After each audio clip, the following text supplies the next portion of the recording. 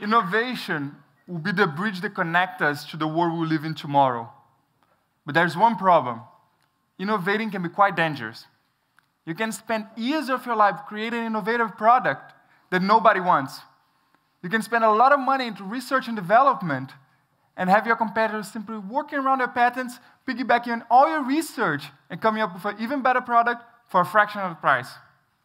You might innovate in the wrong direction and lose your job or drive the whole company to bankruptcy. Does that mean you should never take those risks? Of course not. Not taking risks can be as dangerous as taking them. For instance, let's go back in time to the year 2000 and take a look at the movie rental industry. On one side, we have the industry leader, Blockbusters. They have thousands of stores around the globe. On the other hand, we have Netflix, a young company that was only 3 years old back then, but already changed their business model because they were funded into an innovative culture.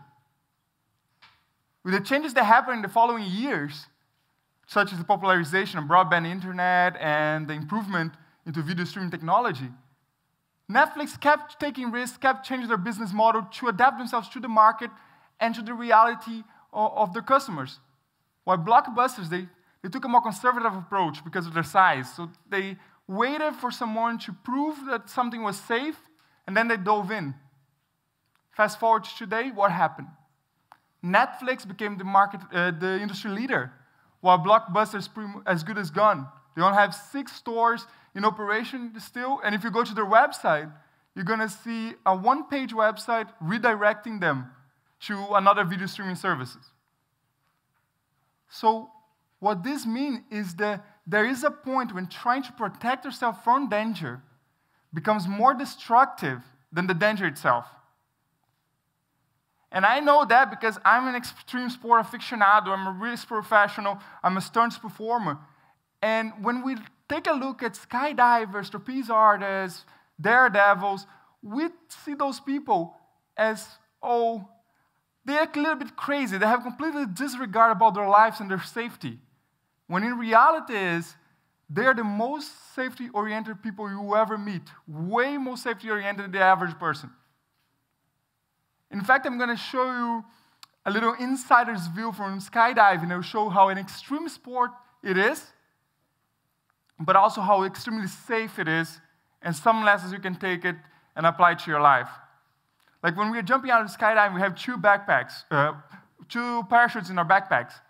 The main one, we pack right after we land, and it takes about 5 to 10 minutes. And it's really scary when you see someone packing your parachute, because sometimes they have to punch the parachute inside the backpack to make it fit. Because of that, the chances of a malfunction are quite high, about 1 in 1,000. Not good odds. But the reserve, on the other hand, you need it when an emergency is happening. So it's packed to perfection. It takes 2 hours, and even if you don't use it, you still have to repack every 6 months to a year.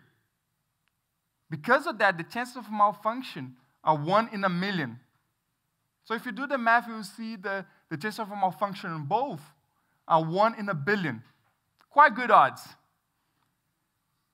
The thing is, you might be wondering, why don't you pack the main parachute like you pack the reserve and increase the safety by a factor of 1,000?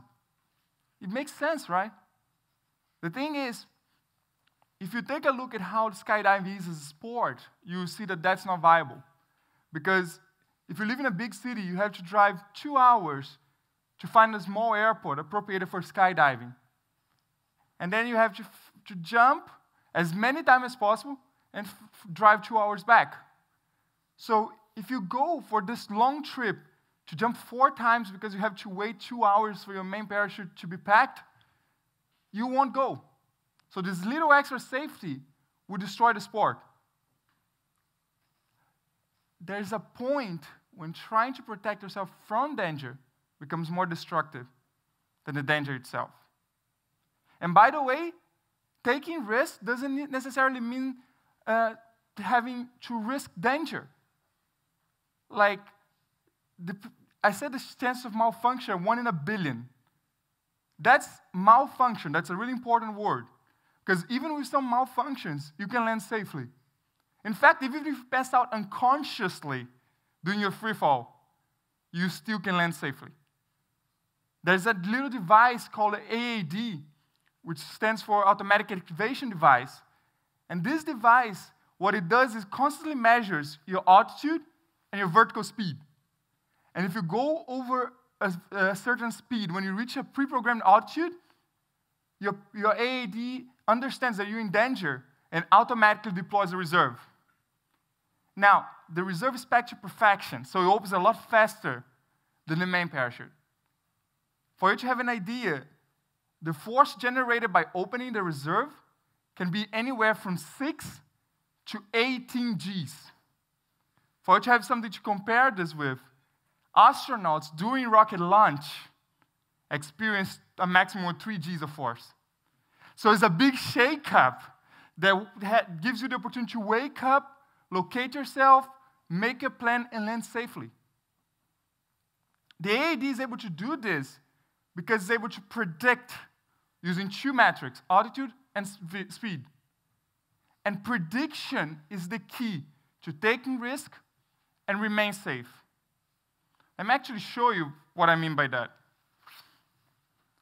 See, my mom and my wife especially, they tend to get really scared when I do something like this. And if I throw behind my back, they freak out. I don't know why, because I'm going to tell you a secret. This sword always have the same weight and the same aerodynamics. So as long as I throw in a certain way, I'm able to predict the trajectory it will have. Then all I need to do is to close my hand when I know the hand will be there. Now that you know that, even if I will do something like this, that's not good. But even if I will do something like this, doesn't look so dangerous. But of course, I didn't just see someone doing a YouTube video, doing something like this on a YouTube video, went to the store around the corner and got myself a sword. That would be stupid. I got it online, much cheaper, much faster. But I also got a set of clubs like this. Because, believe it or not, I wasn't too comfortable with throwing a spinning blade and trying to pick it up near my head. So I had to practice with something that has way much less danger to me. So I practiced it, and I practiced it until I could get it fairly right. And then I started practicing the sword. And right now, you might have some opportunity you're missing out on because you're afraid of the risks involved, about the danger involved in that. And it's okay to be afraid to take some risks. The thing is, you can wait for years trying to protect yourself from every little thing that could go wrong. Or you can use this approach with the club and the sword.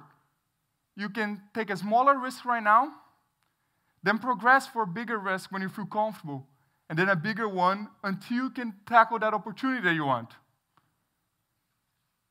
It's funny because Amazon did exactly the same.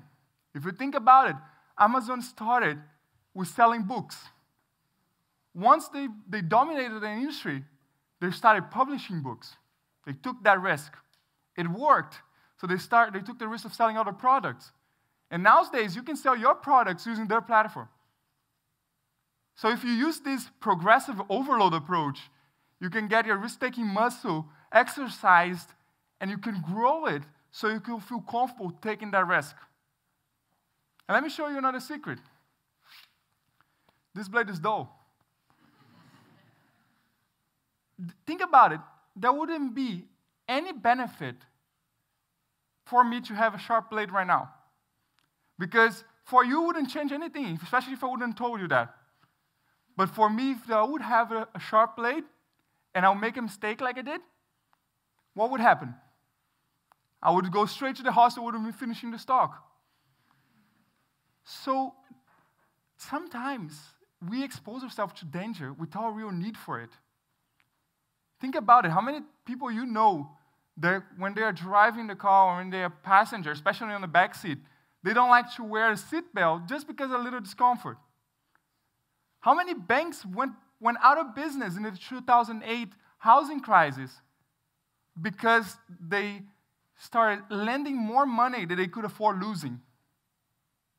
So hopefully by now, I inspired you to take some risks, to tackle that opportunity that you want, because you know that not taking risks can be as dangerous or even more dangerous than taking them, especially if you avoid unnecessary danger and predict that danger that is unavoidable and tackle it in a smart way, protecting yourself as much as you can without overprotecting yourself. And you do that progressively in case you're not ready for it yet.